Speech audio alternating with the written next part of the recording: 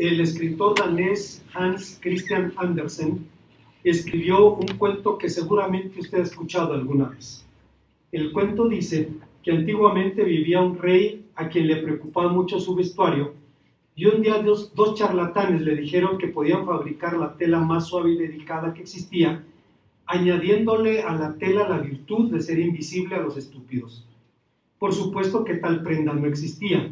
Ellos solamente querían quedarse con el dinero que solicitaban para la confección.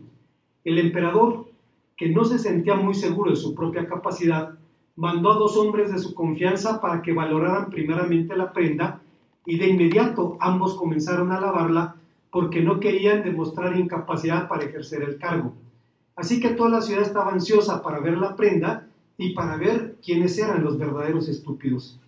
El emperador se vistió con la prenda con la ayuda de los estafadores y salió a mostrar a los habitantes de la ciudad sin admitir que no la veían, pues no querían pasar por estúpidos.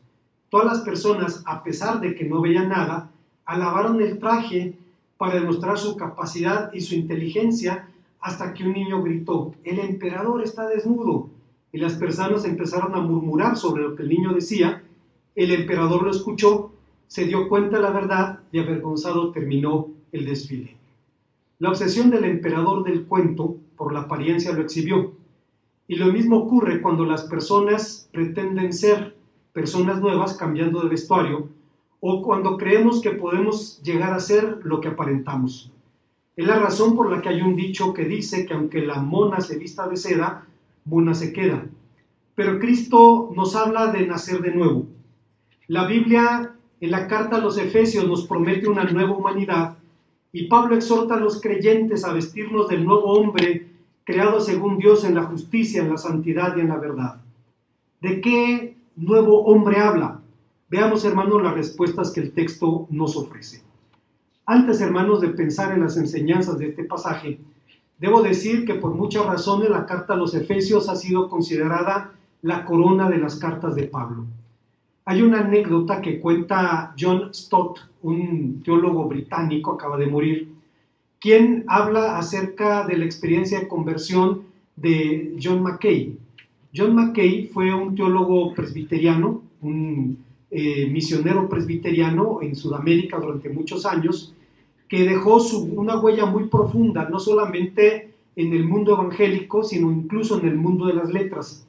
Escribió un librito que es una joya y le recomiendo que baje el PDF, se llama El otro Cristo español, y es un estudio sobre los místicos españoles, en donde él puede identificarse con San Juan de la Cruz, con Teresa de Ávila, con tantos otros que hablaban apasionadamente del amor de Cristo, con la misma pasión y el mismo celo que hicieron los reformadores protestantes.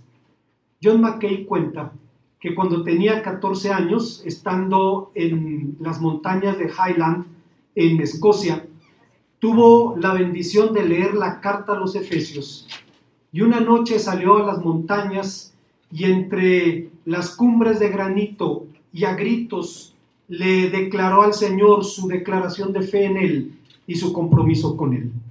Esto marcó la vida de Juan Mackay y pudo acompañarlo a lo largo de todo su ministerio, porque el mensaje de la carta a los Efesios es un mensaje poderoso.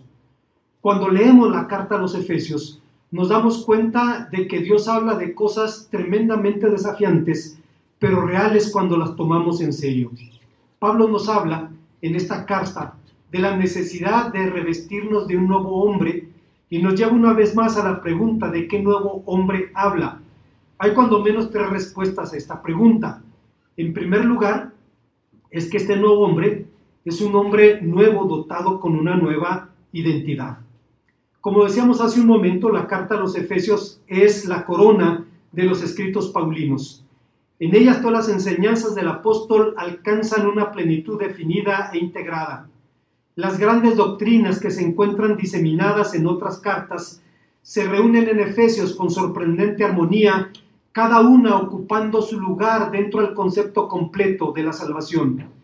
La justificación abordada por Pablo en la carta a los Romanos, la unidad de los creyentes abordada en la primera de los Corintios, la segunda venida de Cristo expuesta en primera a los Tesalonicenses, La relación entre los judíos y los gentiles abordada en la carta a los Gálatas aparecen todas en la carta a los Efesios.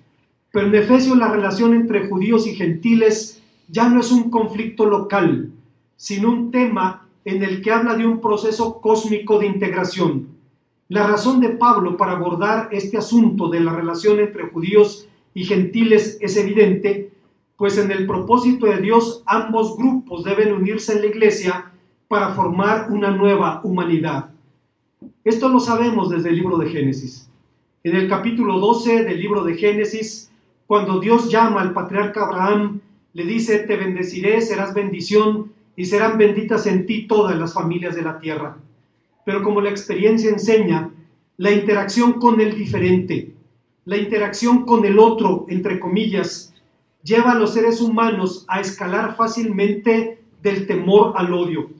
No es necesario esforzarse para ser intolerantes. La intolerancia es como una escalera eléctrica. Solo hay que poner los pies allí y dejarnos llevar. La convivencia con el otro nunca ha sido fácil. Según Aristóteles, el principio natural de asociación es que los iguales se asocian con los iguales. La igualdad en especie, en sexo, en posición social, en situación económica y moral, crea comunidad porque garantiza la homogeneidad. Pero este principio es también causa de aislamiento social, de segregación, de apartheid, de xenofobia, del antisemitismo, porque todas estas actitudes hunden sus raíces en el deseo irrefrenable de autoafirmación. Pero formar parte del pueblo de Dios tampoco es asunto de aculturación. No es cosa de judaización, como tantos han pretendido. Hace algunos años un grupo de creyentes tomaba un curso de gramática hebrea aquí en el templo, y uno de los estudiantes se presentó con algunas kipás, la gorra ceremonial que utilizan los judíos para ir a la sinagoga o para leer la Biblia, y empezó a entregar a sus amigos, a sus compañeros de clase, una kipá como regalo. Estaba ahí Raúl Cárdenas, algunos de ustedes lo conocen, un hombre de 86 años ahora, tenía unos 80 en aquel tiempo. El hombre es un roble, tiene una voz muy, muy grave, y cuando el chico le entrega su kipá, Raúl le dice: no, gracias hermano. La regresa y dice: no la puedo aceptar. Todos nos quedamos sorprendidos y Raúl le dice: y te voy a decir por qué no la puedo aceptar. Primero, por respeto a ese pueblo. Yo no me voy a disfrazar de lo que no soy. Y segundo, por razones espirituales. La kipá es un símbolo de la autoridad de la ley de Moisés sobre la cabeza del varón judío. Perdóname, mi hermano, yo no soy judío y yo ya tengo autoridad sobre mi cabeza, y no es la ley, es Jesucristo. Así es que te agradezco mucho tu regalo, pero no lo puedo recibir. Cuando oímos a Raúl decir eso, todos tomamos el regalo y lo regresamos. Tenía razón, no había otra cosa que hacer. Con esto, hermanos, surge la pregunta: ¿por qué mencionar esto? Porque cada vez veremos a más evangélicos haciéndose judíos. No hablo de verdaderas conversiones al judaísmo, ni hablo de judíos verdaderos, ni de verdaderos judíos mesiánicos, sino de judíos patito, de judíos de piratería, de falsos judíos mesiánicos. Veremos más a esos pseudo judíos encadenando a cristianos ingenuos, aquello a lo que San Pablo llamaba débiles rudimentos y sombra y figura de lo que habría de venir. Hay gente que dice o habla de la restauración hebrea del culto y quieren usar panderos y quieren utilizar una serie de elementos que se supone se usaron en la iglesia primitiva. Si usted lee el libro de los Hechos de los Apóstoles con una lupa, va a encontrar que ellos están hablando de un pasado que nunca existió. La iglesia primitiva jamás hizo eso, jamás lo hizo. Lea con cuidado el Nuevo Testamento y nunca va a encontrar tal cosa. Dios le dio la ley a Israel. Es Israel, no nosotros, quien debe guardarla. En torno a la ley, Israel desarrolló su cultura y sus liturgias. Es Israel quien debe guardar la ley. y debe guardar sus legados cultural y litúrgico, pero no nos corresponde a nosotros. Pero yendo a la palabra de Dios, el símbolo más conocido de la separación de los judíos y los gentiles era el llamado muro de la enemistad, que separaba a ambos grupos en el templo de Jerusalén, separación garantizada con la pena de muerte al extranjero que cruzara el muro de los gentiles. Había una inscripción en griego que decía: ningún extranjero debe atravesar la barrera y los aledaños alrededor del templo. Cualquiera que sea sorprendido deberá culparse de su propia muerte. Pablo recordó a los fieles gentiles que verdaderamente en el pasado habían estado alejados de Dios y excluidos de la ciudadanía de Israel, pero ahora tenían una nueva identidad, pues junto con los judíos pertenecen a la misma familia. ¿Cómo reconcilió Dios a los enemistados? ¿Cómo pudo Dios unificar a dos que iban en direcciones contrarias? John Piper, un predicador norteamericano contemporáneo, responde: Cristo murió para dar un fundamento diferente a la reconciliación con Dios. El nuevo fundamento sería el mismo a través de su sangre. ¿Qué puso Dios como camino para la reconciliación? Nos hizo reconciliar con Dios a ambos pueblos en un cuerpo por medio de la cruz. La cruz es la clave.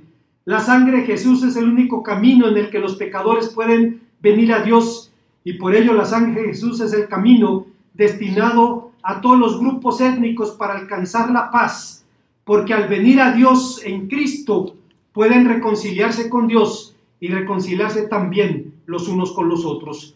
Cristo eliminó las enemistades, las hostilidades entre los hombres, al eliminar la enemistad que había entre Dios y los hombres, y la ira de Dios es eliminada porque Cristo llevó nuestro castigo y ahora es nuestro Padre.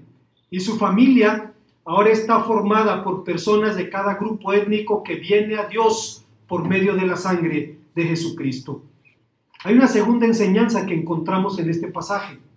El texto nos habla de un hombre nuevo, de un hombre dotado con una nueva pertenencia.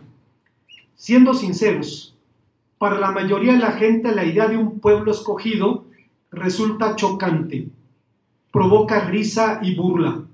Los antropólogos lo llaman mito de legitimación, y la razón es la soberbia y los abusos de los elegidos, sin importar si se trata de individuos o de pueblos.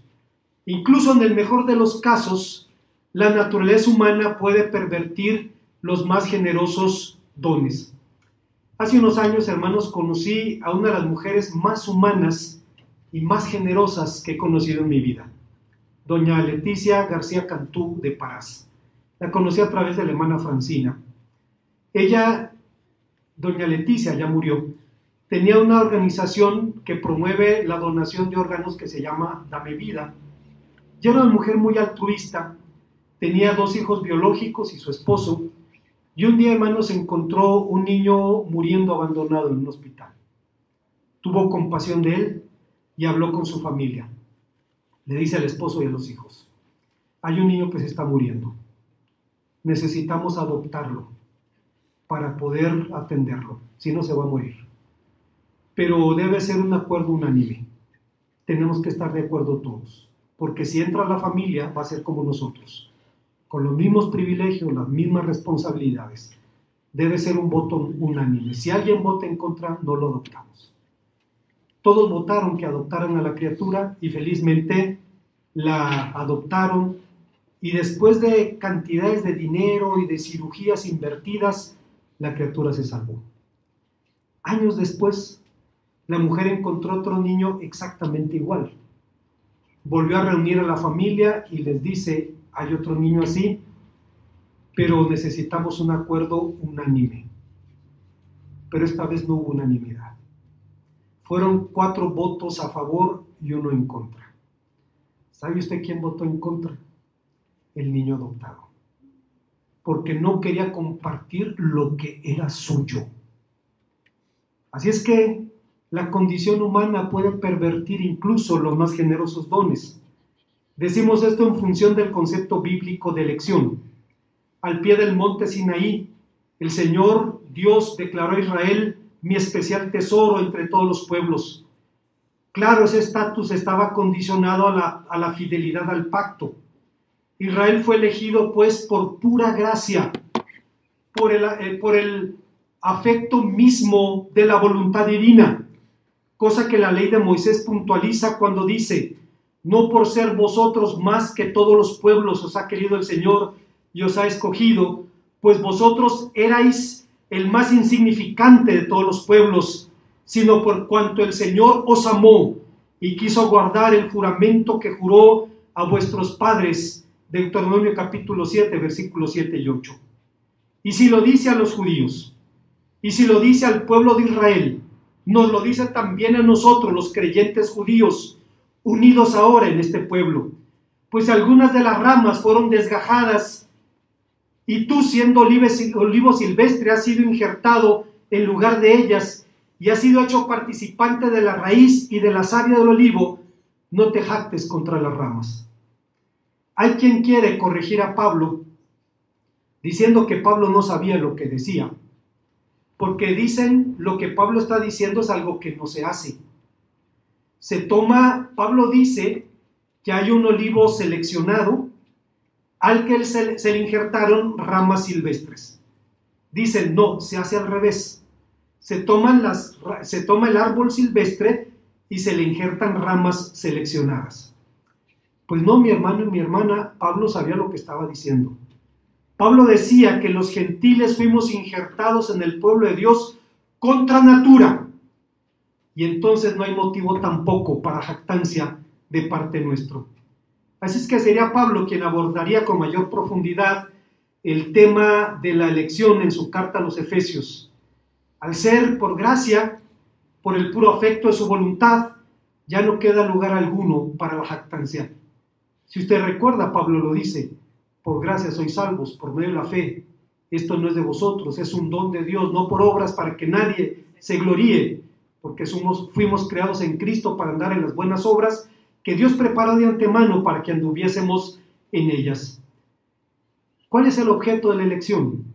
Entre otras cosas, llegar a formar parte de la familia de Dios, porque un reino es una cosa, una familia es otra. Ahora tenemos un Padre, tenemos hermanos, somos herederos de Dios, somos coherederos con Cristo. Adopción significa en el Nuevo Testamento la introducción del creyente en la familia de Dios como hijo adulto, maduro, con todos los privilegios y responsabilidades de la relación filial. Por eso, hermanos, cuando escucho a cristianos que se quejan de que no sienten el amor de la iglesia, he pensado mucho cómo responderles y yo encuentro solamente una respuesta posible. Tengo que felicitarlo sinceramente. Porque si usted no siente el amor de su hermano y de la iglesia, quiere decir que Dios le tiene reservada una bendición tan grande cuando usted abra su corazón a ese don. Tiene esa bendición de la que Thomas Watson, un puritano que vivió hace 300 años, decía: el amor cristiano hace al evangelio amado ante los ojos del mundo. Fue un honor de la religión de Cristo en la antigüedad, cuando los paganos podían decir: mirad cómo estos cristianos se aman unos a otros. Bendita visión de ver a los cristianos unidos con estos eslabones de plata de la santa caridad. La iglesia es templo de Dios, los santos piedras vivientes. Cuán bello es este edificio cuando las piedras están cimentadas en amor. Recuerdo, hermanos, las palabras de un emperador anticristiano que decía que el cristianismo había avanzado porque ellos no se ocupaban de sus pobres ni de las personas en desgracia. Y decía: los cristianos se ocupan de los de ellos y se ocupan de los de nosotros. Y lo decía en son de autorreproche. El amor filial es uno de los más grandes regalos de Dios. Debo ser honesto y decirles que yo lo descubrí en el seminario. Cuando llegué al seminario tenía 1 año y medio de convertido. Era un neófito, como dice San Pablo, y yo decidí que iba a estudiar. En el seminario hay una cancha de fútbol. se llama el Estadio Bautista del Armagedón porque allí ocurren las batallas finales. Allí, hermanos, sale el verdadero yo.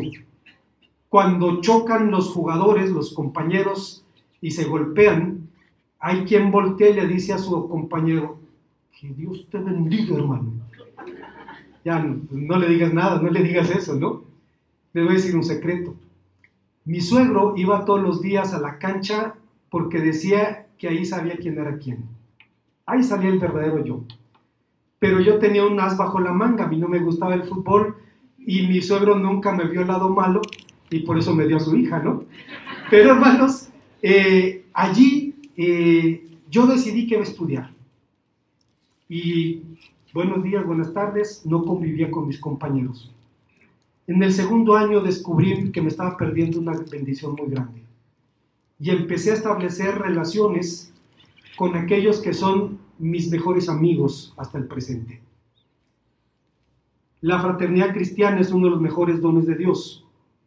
Michael Green, un predicador británico, lo expresa diciendo: el mundo grecolatino sabía mucho de filia, de la amistad, sabía demasiado de eros, del amor pasional, pero no conocía nada de un amor determinado, no por la dignidad del que lo recibe, sino por la bondad del que lo prodiga. Al amor, esa clase de amor que busca el bien del otro, sin tener en cuenta su mérito, su atractivo personal. El mundo tuvo que esperar hasta la venida de Jesucristo para conocer un amor así. Y entonces, una nueva palabra, agape, fue añadida al vocabulario del amor para describirlo. Jesucristo trajo esta clase de amor al mundo, por lo que es posible que usted sustituya en la primera carta de los Corintios, capítulo 13, el nombre amor o la palabra amor por el nombre Jesús, sin menoscabo del mensaje. ¡Qué reprimenda para esos corintios y para nosotros, orgullosos de sus dones, que buscaban el camino de la grandeza cuando Cristo les mostraba el camino de la humildad! Al final del capítulo, Pablo pudo decir a los corintios: seguid el amor. Esta súplica fue recogida por John Wesley, el fundador del metodismo, cuando dijo: otra causa para estos y otros miles de errores es no considerar profundamente que el amor es el más excelso de los dones de Dios. El amor humilde, sufrido, paciente, que es superior a toda visión o revelación o cualquier clase de manifestación que son pequeñas cuando se comparan con el amor. Sería bueno que todos vosotros fueseis sumamente sensibles a esto. El cielo de los cielos es el amor. No hay nada más elevado en la religión, nada en absoluto. Si estáis buscando algo más que amor, estáis cerrando el blanco o estáis siguiendo el camino equivocado. Cuando preguntas a otro: ¿ha recibido esta o aquella bendición? Si lo que quieres sugerir con esto es algo más que amor, estás equivocado y descarriando a otros y poniéndolos en una pista falsa. Que quede bien claro en tu corazón que no tienes que apuntar a ninguna otra cosa sino al amor descrito primero a los Corintios 13, porque nada más alto que esto podréis alcanzar hasta que seáis llevados al seno de Abraham. Hay una tercera y última enseñanza en el pasaje. El texto nos habla de un hombre nuevo y nos dice que es un hombre dotado con una nueva vocación. Pablo afirma que esta nueva humanidad es la familia de Dios y es el templo que él habita. Pero esto implica para nosotros tanto privilegio como responsabilidad. Todos los dones de Dios nos son dados en una moneda que tiene dos caras. Una cara se llama privilegio, la otra se llama responsabilidad. El apóstol se gozaba evidentemente en la gracia, en el favor inmerecido. Cuando escribe su primera carta a Timoteo, dice: doy gracias al que me fortaleció, a Cristo Jesús, que me tuvo por fiel, poniéndome en el ministerio, habiendo yo sido blasfemo, perseguidor, injuriador, mas fui recibido a misericordia. Y hablaba de lo que Dios había hecho con él. Pablo se gozaba al recordar que Dios nos ha llamado a formar parte de su casa y de su reino. pero estaba consciente del precio que Dios tuvo que pagar para posibilitar todo esto. Estaba consciente que pagó con la vida de su hijo. Estaba consciente, como decía Bonhoeffer, que lo que le cuesta caro a Dios no puede resultarnos barato a nosotros. Y por esa razón, en esta carta a los Efesios se presenta como Pablo, prisionero de Jesucristo. Estrictamente hablando, Pablo era prisionero de Nerón, a quien el apóstol había apelado como juez, pero no pensaba en las cosas en términos puramente humanos. Para Pablo, prisionero de Cristo significaba que pertenece a Cristo, que sufría por Cristo, que se gloriaba en Cristo, que cumplía la voluntad de Cristo. Significaba que toda su vida, incluidas sus prisiones, estaban en las manos de Cristo. Desde esta certidumbre, lo que pudiera parecer una tragedia personal, la injusticia del encarcelamiento de un hombre inocente, su potencial condena a muerte, tenía un propósito, y todo esto, dice Pablo, era por el bien de los gentiles. Pablo sabía, por tanto, que el Señor no nos llama solamente para ser salvos, nos llama para ser instrumentos de su gracia. Oswald Chambers, un predicador británico del siglo pasado, lo dijo claramente cuando afirma que en 1 Corintios 1:17 Pablo afirma que el llamado de Dios es predicar el Evangelio. Esto es la redención que hay en Cristo. Tenemos la idea de convertir la santificación en la meta de lo que predicamos. Pablo se refiere obviamente a sus experiencias personales, pero solo a manera de ilustración, nunca como la finalidad del tema. Es injusto, es incorrecto afirmar que Cristo sufrió dolores de parto en la cruz para que yo me convirtiera en un santo. Jesucristo sufrió en la redención para redimir al mundo entero y presentarlo perfectamente íntegro y restaurado frente al trono de Dios. Y en eso usted y yo tenemos parte y tenemos tarea. Los esfuerzos misioneros de Pablo por ganar a los gentiles y sus enseñanzas de incluirlos en la esperanza del Mesías eran vistos por algunos judíos como una amenaza a la supervivencia misma del judaísmo, y tenían razón quienes pensaban así. Pues en la iglesia cristiana ya no hay lugar para la jactancia por el origen o por el linaje. A esas cosas Pablo las tenía por estiércol. Cuando da su testimonio en Gálatas, decía: si ellos se glorian, yo también tengo de qué gloriarme. Circuncidado el 8º día, de la tribu de Benjamín, hebreo de hebreos, en cuanto a la ley fariseo, en cuanto a celo, perseguidor de la iglesia, en cuanto a la justicia que es por la ley, irreprensible. Pero cuantas cosas para mí eran ganancia, las tengo por estiércol para ganar a Cristo. De modo que una humanidad nueva, regenerada, multiétnica, formada por hombres y mujeres, por ricos y pobres, por blancos y negros, por siervos y libres, es la más poderosa evidencia de que el reino de Dios no es una utopía, no es un sistema político, no es un movimiento religioso. El reino de Dios consiste en el señorío de Dios en el corazón de los redimidos. El reino de Dios está donde Dios es el rey. Pero el reino no solo es tangible en la vida de los creyentes en lo particular, lo es especialmente en la vida de la iglesia. La iglesia no es el reino. El reino es anterior a la iglesia, pero la iglesia manifiesta la esencia del reino en la historia humana. Las iglesias locales son entonces agencias del reino y del evangelio. Son colonias del reino de Dios en la tierra, situadas en el mundo para ganarlo para Cristo. Constituyen centros de migración hacia el cielo, agencias de reclutamiento, centros de adiestramiento, cuerpos de supervisión de los reclutas, hospitales para formarlos a todos y convertirlos en obreros activos en el evangelio. La iglesia no es el reino. En la historia de la colonización de Cuba, hubo un líder taíno que se llamó Atuey, el Cuauhtémoc de Cuba, y él resistió la conquista española hasta que fue derrotado y capturado.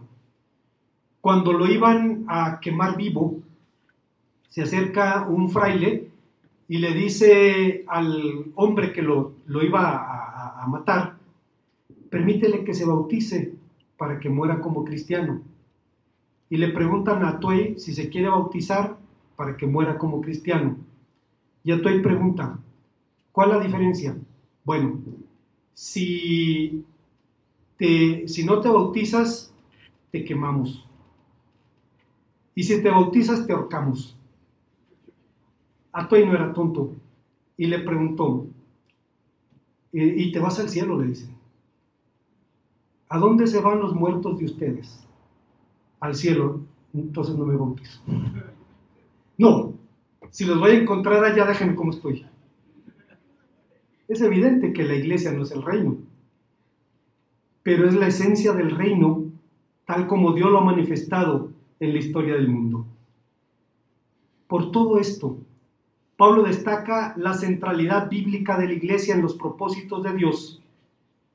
Así que es una auténtica tragedia que tantos cristianos vean a la iglesia como un mal innecesario, o piensen que no la necesitan porque pueden relacionarse personalmente con Cristo.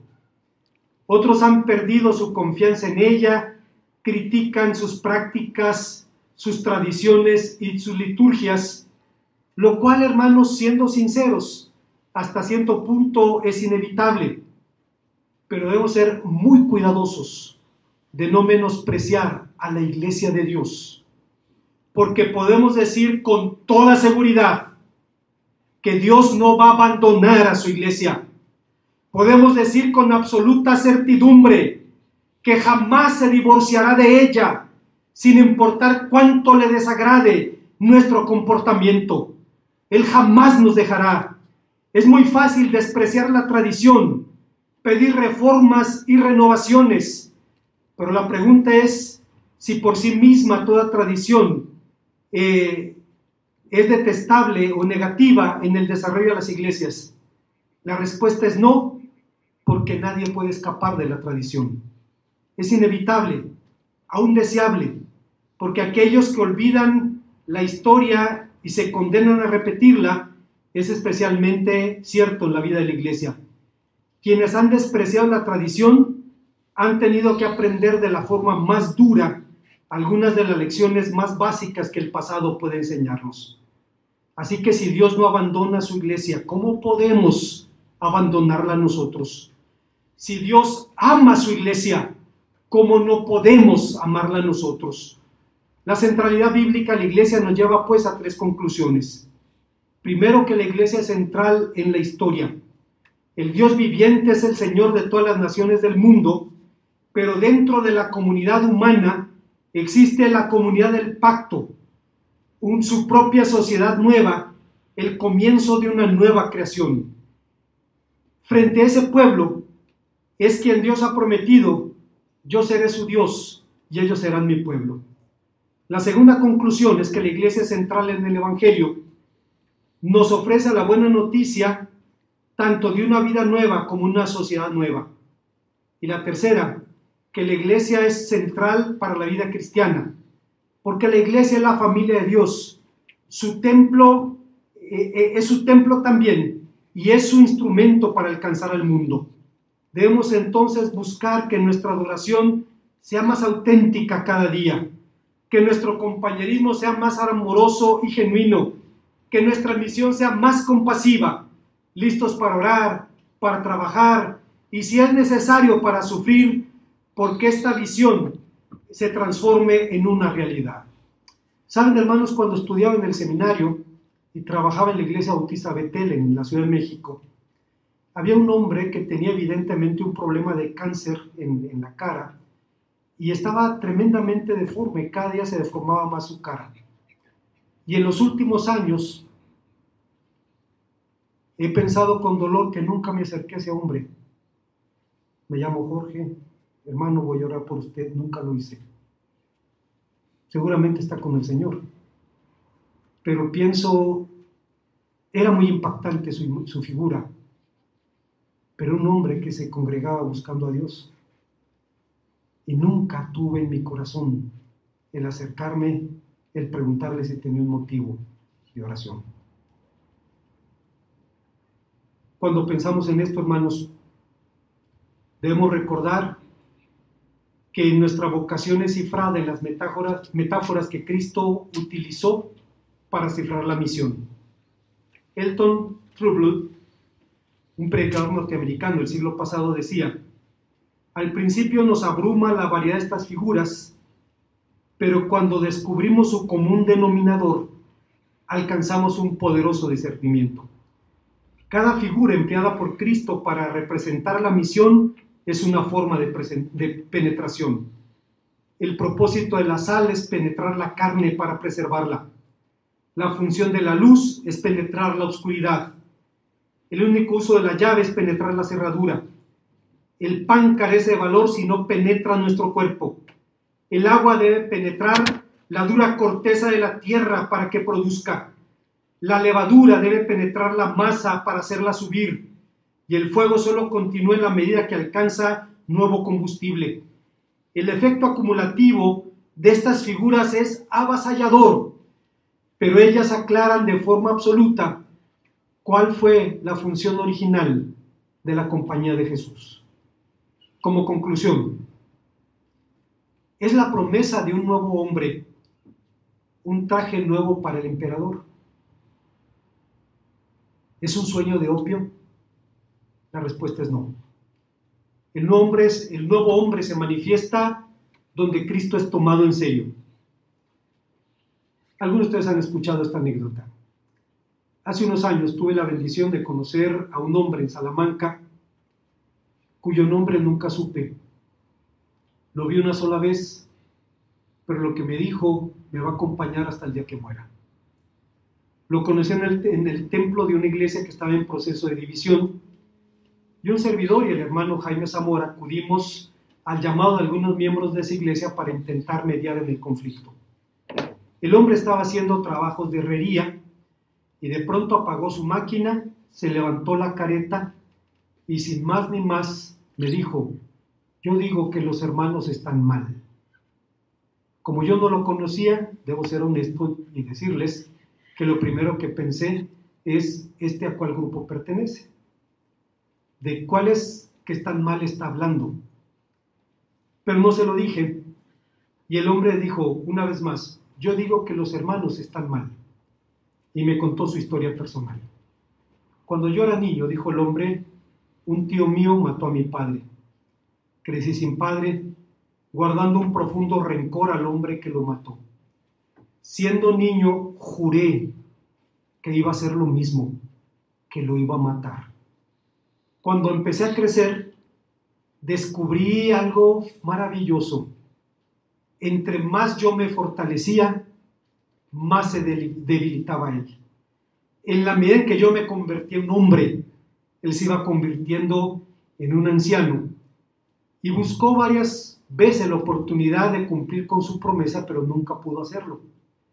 Cuando el tío venía en la dirección contraria en la calle, veía al sobrino, se cruzaba, se regresaba, buscaba la manera de evadirlo. Pasó el tiempo y Dios le permitió casarse a este hombre y formar una familia y conocer el Evangelio. E hizo un compromiso con su esposa y le dijo, desde el día que se casaron: cada día que regrese del trabajo, vamos a hacer un compromiso con Dios. Vamos a leer su palabra y vamos a hacer lo que Dios dice allí. Un día el hombre regresó y leyó en la Biblia que Dios no perdona al que no perdona. Y entonces le dijo a la esposa: arréglate, vamos a salir, pero no le dijo a dónde iba. Llegaron a la casa del famoso tío, tocaron a la puerta, el hombre estaba bromeando con alguien adentro, abrió con una sonrisa y cuando vio quién era, se le congeló la risa. Trató de cerrar la puerta, pero no pudo. El hombre era un herrero y para que se den una idea, pues saben cómo está mi consuegro, el hermano Fernando, no le gana las vencidas. Entonces el hombre estaba luchando por cerrar la puerta y el sobrino por abrirla. Dice, y entre la puerta entreabierta, viendo su mirada de angustia porque sentía que se iba a morir ese día, el sobrino le dijo, tío, yo juré que lo iba a matar. No, pues el hombre se moría de infarto. Pero este día yo leí en la Biblia que si yo no perdono, Dios no me perdona. Tío, en el nombre de Cristo, vengo a pedirle perdón. El hombre soltó la puerta. Dice, y un rugido animal salió del fondo de su alma. Fue un grito de dolor y de angustia, y el hombre se echó al cuello del sobrino. Dice, y nos abrazamos y lloramos largamente. No había nada más que decir, ni nada más que hacer. Simplemente lloraron. Dice, cuando volví a mi casa, sentía que volaba. Sentía que no tenía que cargar con el mundo a mis espaldas.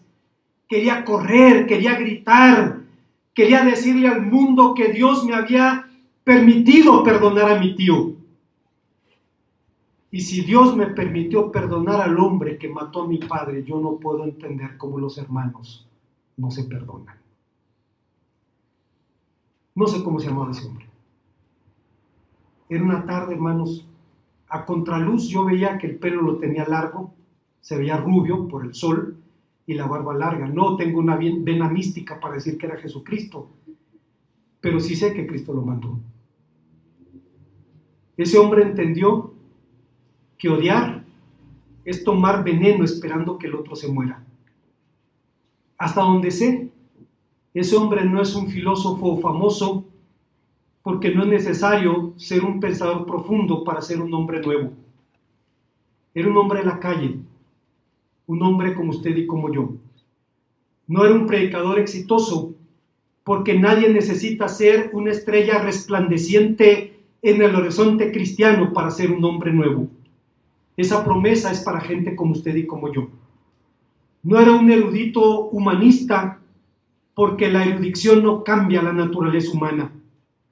Hasta donde sé, no es un santo reconocido, porque nadie necesita llegar al santoral para ser un hombre nuevo. En el seminario tuvimos la bendición de ser formados por doctores, por quienes damos gracias. Pero un herrero me enseñó la mejor lección que he escuchado en mi vida sobre la paz, la alegría, la libertad y la reconciliación que vienen con el perdón de Dios. Una vez más, un hombre nuevo es así. Alguien que toma en serio la palabra del Señor y vive en virtud de ella. Cuando Andersen escribió su cuento del traje nuevo del emperador, lo que quería decir es que los seres humanos solemos pensar que los cambios cosméticos nos convierten en otra persona. Que un cambio de disfraz, que podemos llegar a ser lo que aparentamos.